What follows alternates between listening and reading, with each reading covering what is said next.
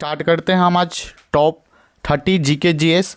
ये आपके सभी विषयों से रिलेटेड क्वेश्चन है और ये ऐसा क्वेश्चन है जो किसी न किसी एग्ज़ाम में बार बार पूछे जाते हैं। तो आपके लिए ये बहुत ही सेलेक्टेड क्वेश्चन है और जितने भी आपके एग्ज़ाम होने वाले हैं, रेलवे की, किसी स्टेट पीसीएस की या फिर एसएससी, किसी भी एग्ज़ाम अगर होने वाले हैं तो उसमें आपको ये बहुत ही महत्वपूर्ण क्वेश्चन है VVI है।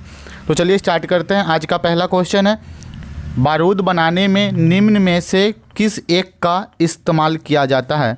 प्रश्न पूछा जा रहा है, बारूद बनाने में निम्न में से किस एक का इस्तेमाल किया जाता है।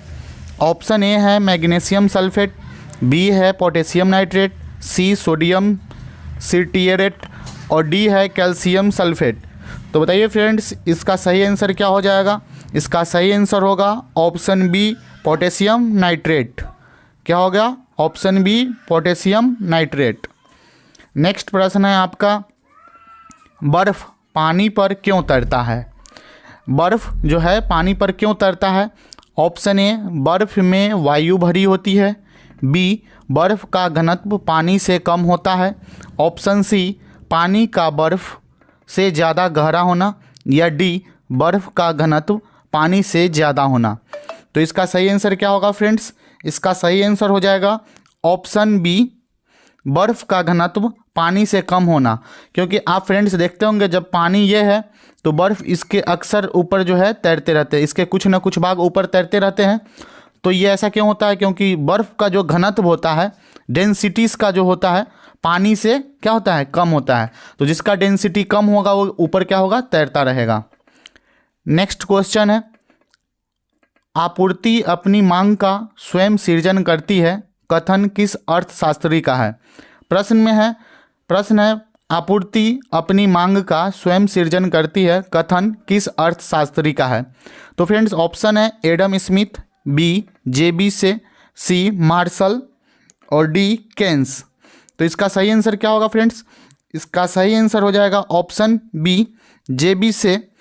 ये जो है इन्होंने कहा था, ये अर्थशास्त्री है, इन्होंने कहा था कि आपूर्ति अपनी मांग का स्वयं सृजन करती है। जैसे आपूर्ति का मतलब सप्लाई होता है और मांग का मतलब होता है डिमांड।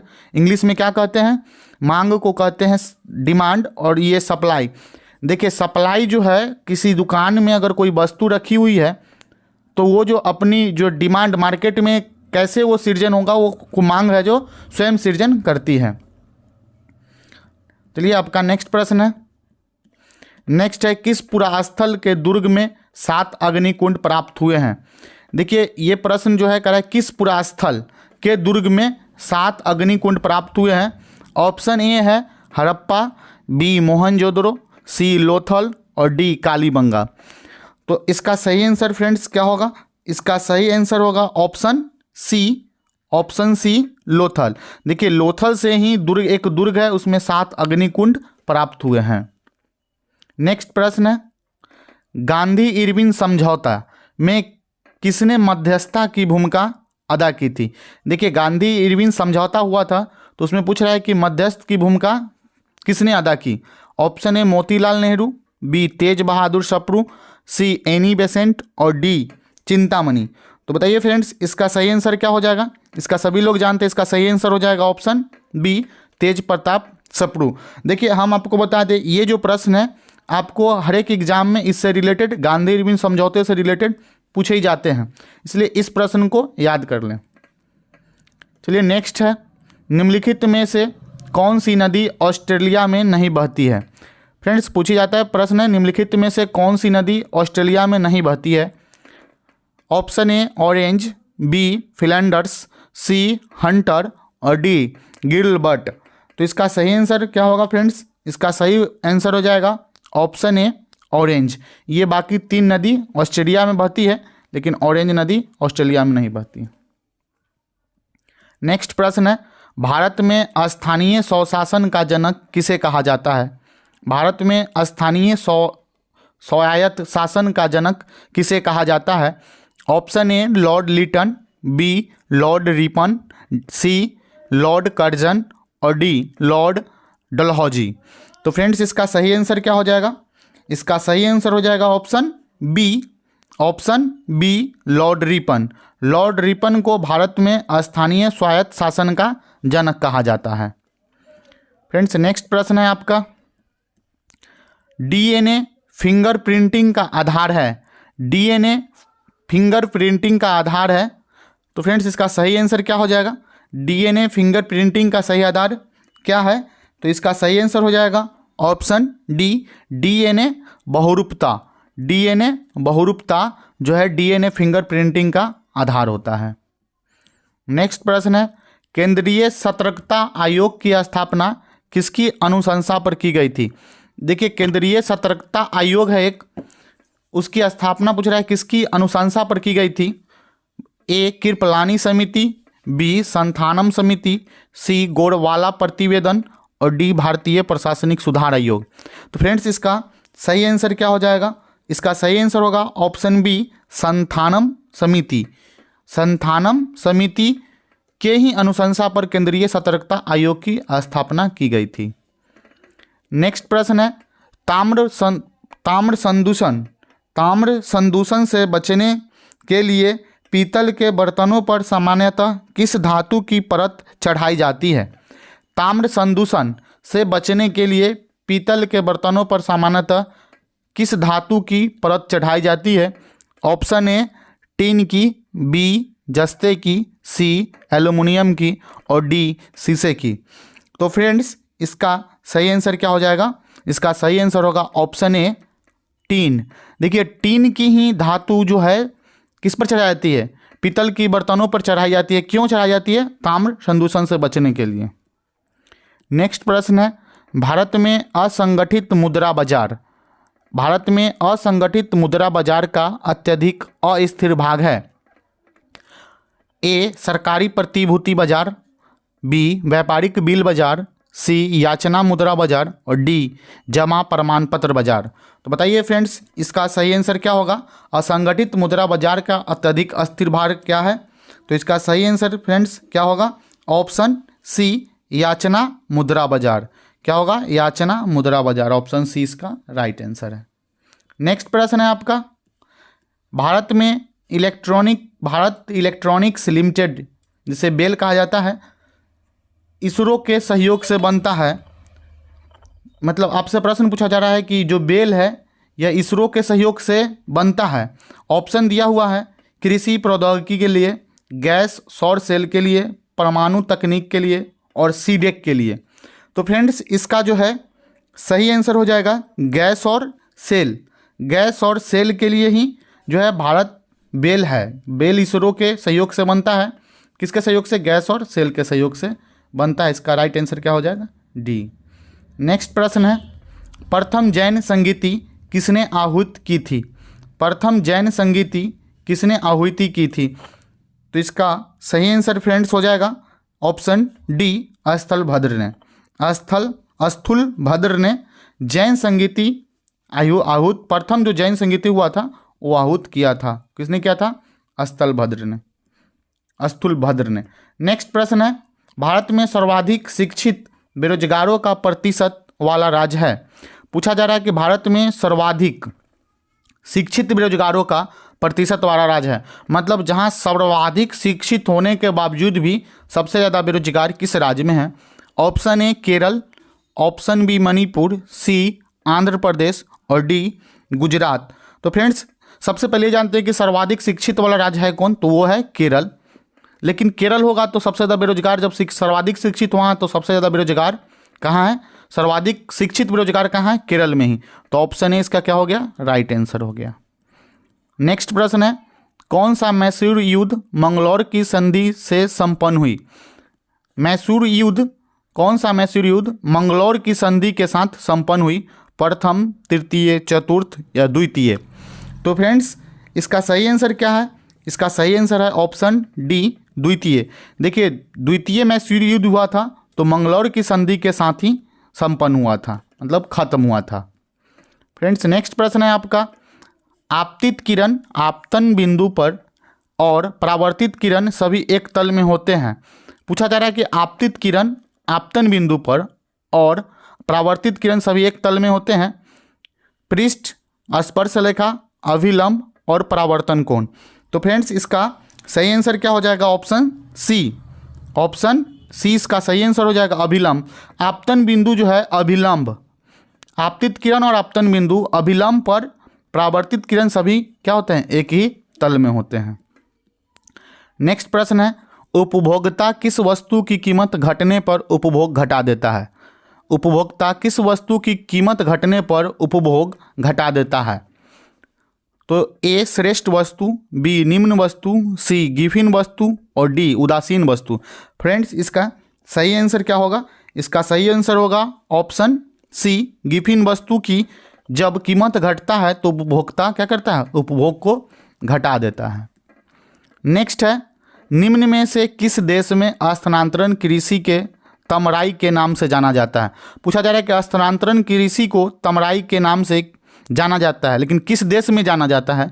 श्रीलंका, म्यांमार, फिलीपींस और थाईलैंड। किस देश में नाम जाना जाता है? तो इसका सही आंसर होगा friends option D, Thailand.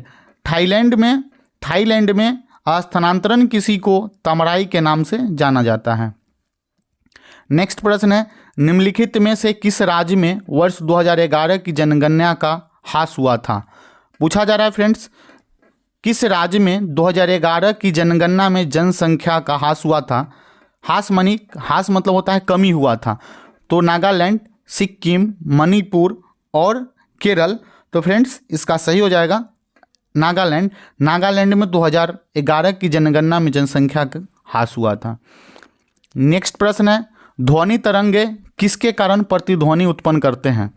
Friends प्रश्न है, ध्वनि तरंगे किसके कारण प्रतिध्वनि मतलब रिएक्शन उत्पन्न करते हैं? अपवर्तन, विवर्तन, परावर्तन और इनमें से कोई नहीं।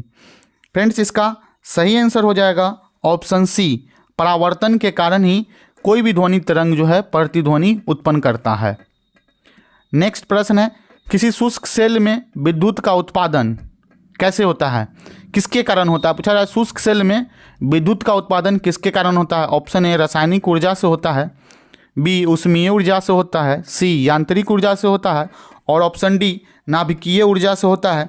तो फ्रेंड्स इसके आंसर क्या हो जाएगा? शुष्क सेल जो है क्या चीज़ से बनता है? एक रसायन से बनता है, रासायनिक से बनता है, इसलिए रासायनिक ऊर्जा से ही इसका सही आंसर हो जाएगा ऑप्शन ए, रासायनिक ऊर्जा से ही शुष्क सेल में विद्युत का उत्पादन होता है। नेक्स्ट प्रश्न है, भारतीय संविधान के किस अनुच्छेद में निर्वाचन आयोग के लिए प्रावधान है? पूछा जा रहा है कि भारतीय संविधान में किस अनुच्छेद में निर्वाचन आयोग के लिए प्रावधान है? तो फ्रेंड्स इसका सही आंसर हो जाएगा ऑप्शन सी, अनुच्छेद 324 में ही भारतीय संविधान में निर्वाचन आयोग का प्रावधान है। नेक्स्ट प्रश्न है, निम्नलिखित झील में किस झील की लवणता सर्वाधिक है? ऑप्शन है, निम्नलिखित झील में किस झील की लवणता सर्वाधिक है? Option A Titicaca, B Van, C Victoria और डी बालकस। तो इसका फ्रेंड्स सही आंसर हो जाएगा ऑप्शन बी वन झील में ही लवणता जो है सर्वाधिक होती है। मतलब जो ऑप्शन दिया हुआ है उसमें वन झील है, उसमें उस झील में लवणता सर्वाधिक है। नेक्स्ट प्रश्न है, फाइल एक्सटेंशन के लिए किस लिए इस्तेमाल किया जाता है? बोला जा रहा है फाइल एक्सटेंशन होता है उसको क्यों प्रयोग किया जाता है, मतलब क्यों इस्तेमाल किया जाता है? फाइल की नाम देने के लिए, ऑप्शन बी फाइल टाइप को आइडेंटिफाई करने के लिए, सी फाइल को आइडेंटिफाई करने के लिए और डी यह सुनिश्चित करने के लिए फाइल का नाम गुम हो गया है। तो फ्रेंड्स इसका सही आंसर क्या हो जाएगा? इसका सही आंसर हो जाएगा फाइल एक्सटेंशन जो है फाइल टाइप को आइडेंटिफाई करने के लिए ही इस्तेमाल होता है। इसका सही आंसर हो जाएगा ऑप्शन बी।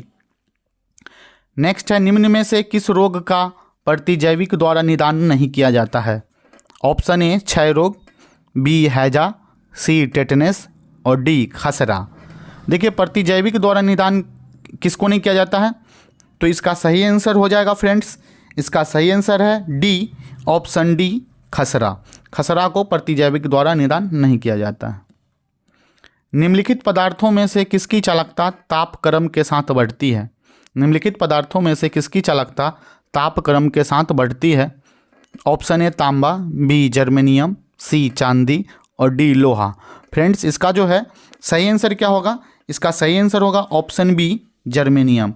जर्मेनियम पदार्थ में जो है चालकता तापक्रम के साथ बढ़ती है। नेक्स्ट प्रश्न है, माल्थस के अनुसार निम्न में से कौन सा उपाय जनसंख्या नियंत्रण में सर्वाधिक प्रभावी है? ऑप्शन ए युद्ध।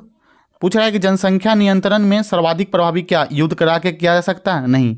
जन्म नियंत्रण या सामाजिक बुराइयां या आपदा। आपसे पूछा जा रहा है ये तीनों में से क्या कौन सी प्रभावी बनाया जाए कि जनसंख्या नियंत्रण हो सके? तो युद्ध तो होगा नहीं, सामाजिक बुराइयां से भी नहीं होगा और आपदा से नहीं, तो होगा क्यों? जन्म नियंत्रण के लिए कोई कानून लाना होगा, उससे ही आपको बर्थ कंट्रोल हो पाएगी, मतलब जनसंख्या नियंत्रण, पॉपुलेशन जो है कंट्रोल हो पाएगी। नेक्स्ट है आपका, संविधान के किस भाग में पंचायती राज के 3 सोपानों की व्यवस्था का विवेचना किया गया है? तो ऑप्शन ए है भाग 9 और भाग 10, भाग 11 और भाग 12। तो फ्रेंड्स आप लोग सभी जानते हैं इसका सही आंसर क्या होगा? ऑप्शन ए भाग 9, मतलब IX किसको बोला जाता है? 9 को। तो भाई भाग 9 में ही संविधान के पंचायती राज के 3 सोपानों की व्यवस्था का विवेचना किया गया है। नेक्स्ट है, अम्ल वर्षा के लिए निम्नलिखित में से कौन सा पर्यावरण उत्तरदायी है? पूछा जा रहा है कि अम्ल वर्षा जो होता है उसमें पर्यावरण उत्तरदायी के लिए कौन से कारण हैं? कार्बन डाइऑक्साइड और nitrogen, option B carbon monoxide और carbon dioxide, option C nitrous oxide और सल्फर डाइऑक्साइड, और ऑप्शन डी ओजोन व कार्बन डाइऑक्साइड। तो फ्रेंड्स आप लोग सभी जानते हैं इसका सही आंसर क्या होता है? नाइट्रस ऑक्साइड और सल्फर डाइऑक्साइड।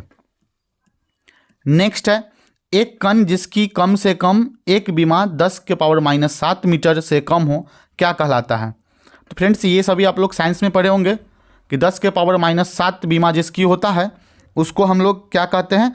नैनो पार्टिकल कहते हैं, इसलिए ऑप्शन सी क्या हो गया? इसका राइट आंसर हो गया। नेक्स्ट क्वेश्चन है फ्रेंड्स, ये क्वेश्चन आपके लिए सभी एग्जाम में वेरी इंपॉर्टेंट होंगे, बहुत ही ये सेलेक्टेड क्वेश्चन थी जो कि बार बार ये प्रश्न पूछे ही जाते हैं, तो उम्मीद करते हैं ये सभी प्रश्न आपके लिए हर एक एग्जाम में इंपॉर्टेंट हो। चलिए, अभी तक आप मेरे चैनल को सब्सक्राइब नहीं किए तो प्लीज़ चैनल को सब्सक्राइब करें और अच्छे लगे तो कमेंट करें, लाइक करें और फ्रेंड्स के साथ शेयर करें। Thank you.